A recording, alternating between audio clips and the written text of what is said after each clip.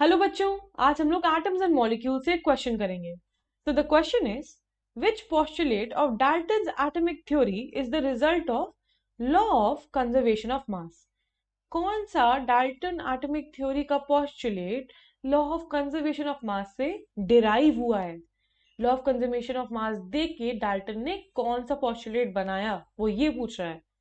तो उसके लिए हम लोग को पता होना चाहिए क्लियरली कि लॉ ऑफ कंजर्वेशन ऑफ मास क्या होता है। सब लोगों ने स्टैंडर्ड डेफिनेशन पढ़ी होगी law of conservation of mass की। क्या है वो?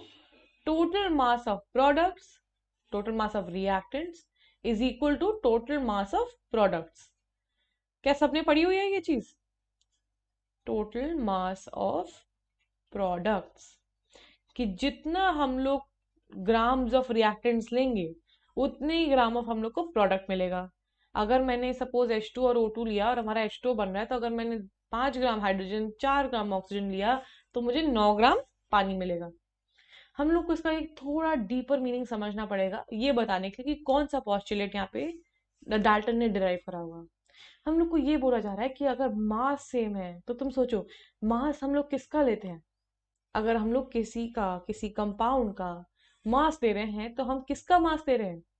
उसके एटम्स का, राइट? हम लोग एक मॉलिक्यूल में उनके एटम का मास लेते हैं, तभी तो हम टोटल मास निकालते हैं, राइट? तो हमें बेसिकली ये बोलने की कोशिश कर रहा है कि जितने एटम्स इधर हैं उतने ही एटम्स उधर भी हैं। मतलब क्या हुआ?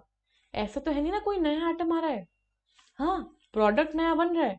हाँ, रिएक्टेंट चेंज हो रहे हैं, बट वो क्यों हो रहे हैं? रिएक्टेंट प्रोडक्ट में चेंज जब हो रहे हैं तो उसमें चेंज क्या आ रहा है? कोई नई चीज बन रही है ना। बट वो कैसे बन रही है फिर? वो बेसिकली सिर्फ रीअरेंजमेंट ऑफ एटम से बनती है। मतलब हाइड्रोजन और ऑक्सीजन रिएक्ट करा तो क्या हुआ? हाइड्रोजन हाइड्रोजन का बॉन्ड टूटा, हाँ। ऑक्सीजन ऑक्सीजन का बॉन्ड टूटा, बिल्कुल। और H2O बना, मतलब हाइड्रोजन और ऑक्सीजन के नए बॉन्ड बन गए, राइट? मतलब क्या हुआ? एटम्स का ही तो रीअरेंजमेंट हुआ, कोई डिफरेंट चीज था ना, राइट? ऐसा तो नहीं हो ना कि 2 हाइड्रोजन एक्स्ट्रा आ गए।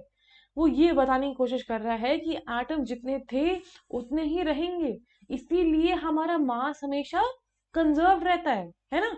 तो ऐसा डाल्टन का कौन सी थ्योरी थी, कौन सा पॉस्टुलेट था, कौन सी थ्योरी नहीं, कौन सा पॉस्टुलेट था एटॉमिक थ्योरी का? वो था, atoms can neither be created,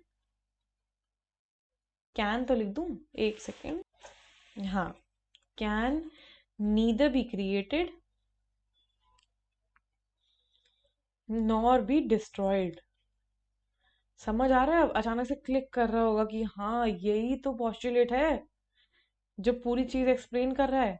अगर एटम्स ना क्रिएट हो सकते हैं ना डिस्ट्रॉय हो सकते हैं, सिर्फ रीअरेंज हो सकते हैं, तभी तो हम लोग का रिएक्शन टेक प्लेस कर रहा है और मास चेंज नहीं हो रहा, राइट?